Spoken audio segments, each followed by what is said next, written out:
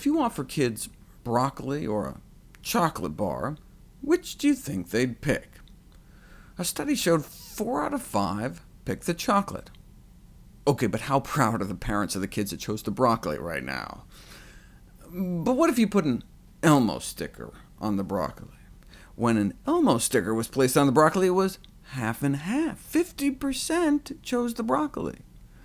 It works in schools, too. A picture of SpongeBob saying, "Got beans," and 37% more boys, 17% more girls chose green beans. One little sign, and kids were eating significantly more vegetables. We saw how we should cut up, or ideally cut out, cookies to minimize consumption. How should we cut up vegetables to maximize consumption? Which do you think 9 to 12-year-olds ate more of, whole slices, sticks, or stars? And do they like them bigger or smaller? The results were strikingly clear. Turns out shape was very influential. Children clearly preferred having their vegetables cut. Stars were liked the most. What about slices versus sticks? No difference. And size only mattered for the whole chunk, where the ordinary size was preferred to the miniature versions.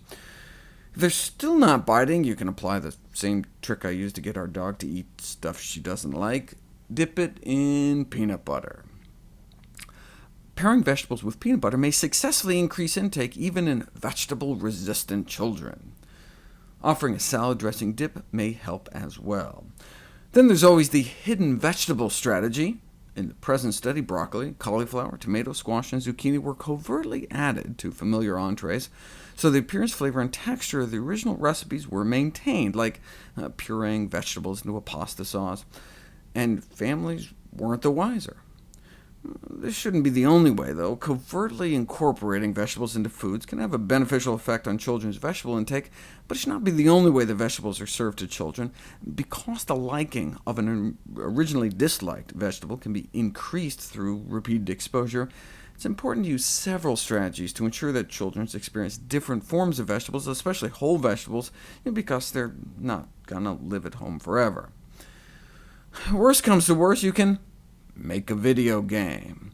A public-private partnership, the Quest to Lava Mountain, where you can apparently harvest kale and gain knowledge about the health benefits of eating healthy foods, such as fruits, vegetables, and whole grain foods, and the detrimental effects of eating junk.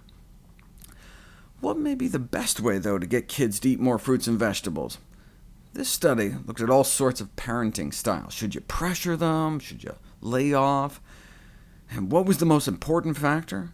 The results indicated that the most important predictor of children's fruit consumption was, wait for it, the parents' consumption, and pretty much the same with vegetables. If we want our kids to eat healthy, we have to model healthy behavior.